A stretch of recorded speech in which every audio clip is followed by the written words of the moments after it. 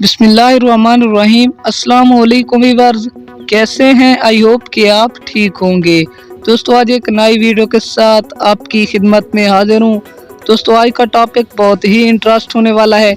आज मैं आपके लिए बहुत ही अमेजिंग वीडियो लेकर आया हूँ।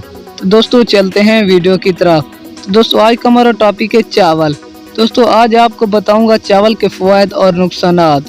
दोस्तों चावल एक लजीज और मज़ेदार ग़िज़ा है और ज़्यादा खाना नुकसानदा है, मगर बाज़ लोग तो वो हैं जो चावलों के बगैर खाना ही नहीं खाते और कुछ लोग चावलों को मुकम्मल पसंद भी नहीं करते।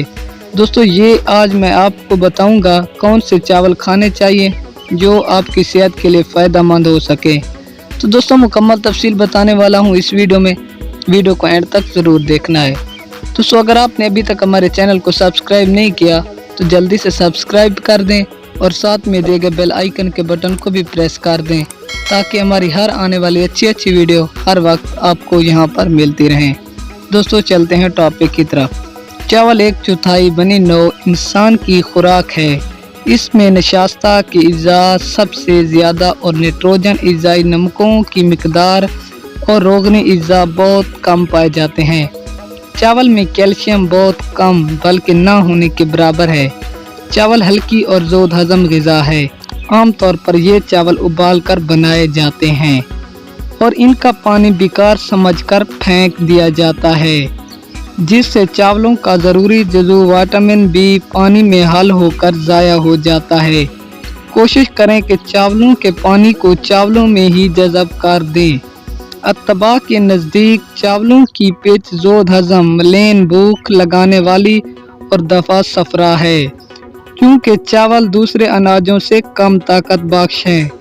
इसलिए चावलों में घी या मक्खन मिलाकर इन्हें दूध के साथ खाना ज़्यादा मुफीद है। इससे इनकी ग़िज़ायात बढ़कर विटामिन की कमी पूरी हो जाती है। चावल बतौर ग़िज़ा मुसलसल खाना सेहत के लिए मुफीद नहीं, क्योंकि इससे मैदा आंतें फैल जाती हैं, कब्ज़ लाहक हो जाता है, आंतों में खमीर की सी कैफियत पैदा हो जाती है, जिससे पेट बढ़ जाता है और जिस्म परहेज़ करना चाहिए, क्योंकि उनसे हाजमा ख़राब हो जाता है और खांसी का अंदेशा बढ़ जाता है। तो दोस्तों ये थी आज की हमारी छोटी सी वीडियो। अगर पसंद आई हो तो वीडियो को लाइक करें, शेयर करें और सब्सक्राइब ज़रूर करें। तो दोस्तों मिलते हैं किसी और अच्छी सी वीडियो में, तब तक के लिए अल्लाह हाफिज़, गुड बाय।